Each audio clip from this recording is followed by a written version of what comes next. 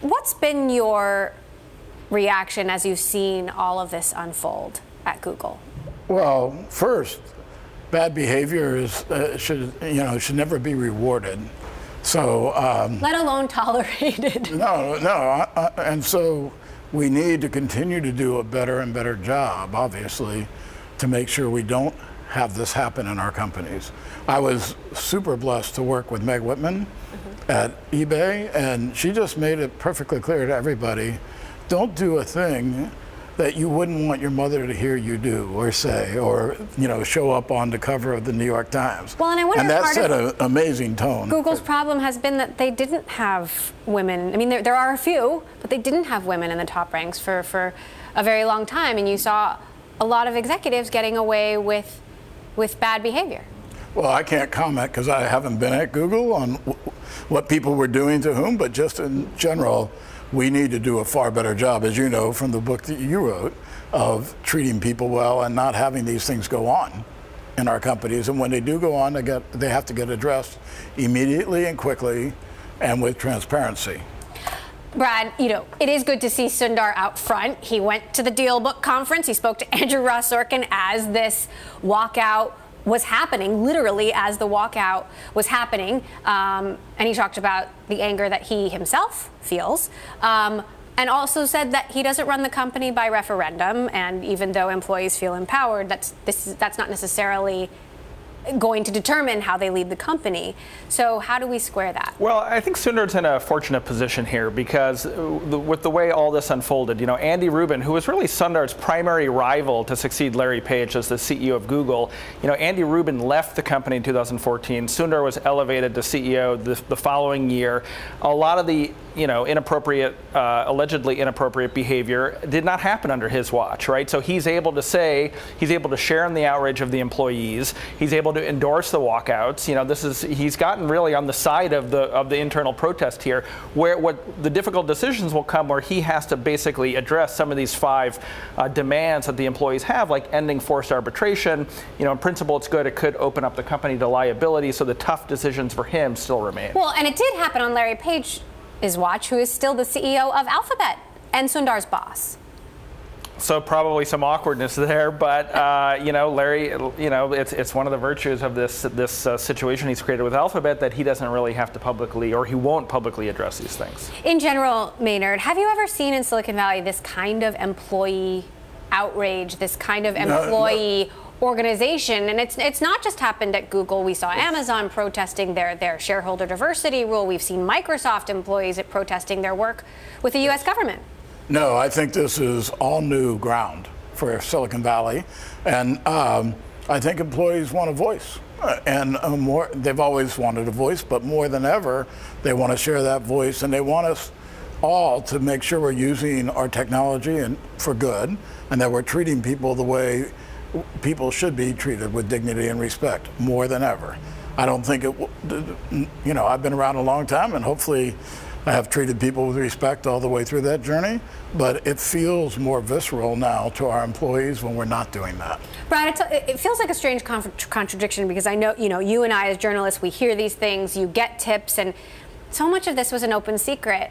And employees knew these secrets, and yet now we're seeing this outrage. Well, what changed were the times, right? With the Me Too movement, with your book, what was sort of known and perhaps quietly accepted now becomes sort of outrageous. A lot of these founders very deliberately set up their corporate environments to look like academic environments, schools, and now they're seeing the other part of that, which is, students, protest and want to have an impact about how universities spend and invest, and now employees are doing the same. They're finding their voice. These founders, and Larry and Sergey really paved the way on this, have also set themselves up to be untouchable. They can't be voted out. They've got the most voting power in their companies. Mark Zuckerberg is the same way. And now, Maynard, we're seeing calls for Mark to be more transparent, and even questions about whether he should still be leading Facebook amidst its challenges. Right. Well, first of all, I see him becoming more and more transparent, as he did on the earnings call this week. Right, and he's doing phone calls with the press, which he never did. Exactly. And so I think that's all good. And yes, he may have more control of the company than a lot of public shareholders would like him to have. But he still has a board, and if, over time, boards are accountable to hire and fire CEOs.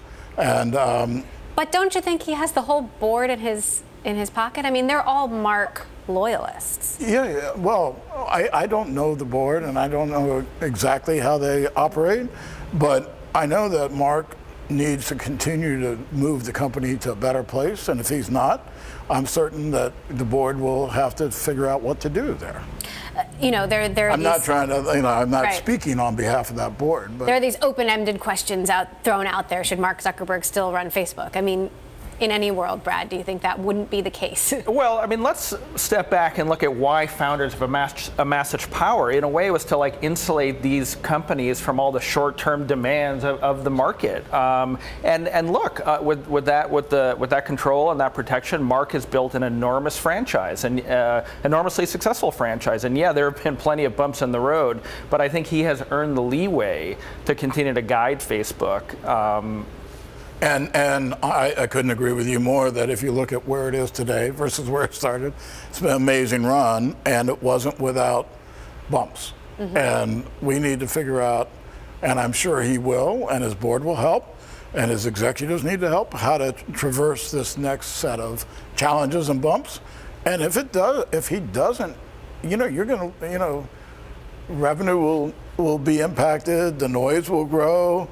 These things have a way to, work themselves out. Facebook had what some thought was a sort of an awkward earnings call. You heard Mark and Sheryl stumbling a bit more. We've heard Tim Cook come out and challenge Facebook and Google basically directly about their business models. What do you make of the tech smackdown happening? I mean, I guess it's happened before. I mean, Larry Ellison and Bill Gates and Steve Jobs, they had their Well, I was at Bay Networks when Cisco used to go recruit our employees with planes flying through the campus. We weren't always friendly, but I think it's way more open today. And frankly, I just would rather see companies focus on making their business better than smacking down a lot of other companies. Brad, it seems like Facebook, investors, analysts seem to consider Facebook to be the most vulnerable of the big tech giants. And now, Mark has said, we're going to make another big transition. First, it was desktop to mobile. Now it's mobile to stories, videos, stories, exploiting the messaging systems that they've bought. Is that a transition that Facebook can successfully navigate? Well, I mean, I do think that there was an effort on Mark's part to be more transparent in the earnings call. I liked how he referenced YouTube and iMessage. It talked about maybe it taking to the end of 2019 to get a hold of the fake news problem. Can they be successful? I think with the track record, you look and you say they've successfully navigated a couple of very hard pivots. I mean, this is an existential test, and I don't know. I mean, the one thing I will say, and the reason maybe people are skeptical about Facebook, is that social networking does tend to be kind of governed by fads, and you sort of implicitly feel that some people are getting tired of Facebook Classic, maybe moving to Instagram or Snapchat or elsewhere. So that's a risk for them.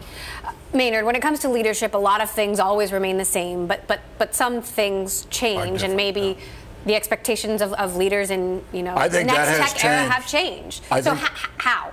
Well, number one, there are no quiet moments. Where you used to be able to go home on a weekend maybe and be with your family and be alone. Everything you do every day, somebody's videoing or listening. Partly because of Facebook. Yeah, well, or Twitter, and there is no quiet time. And the bar, the work is blended between work and home so much. You're always on, and you're always expected to be representing your company.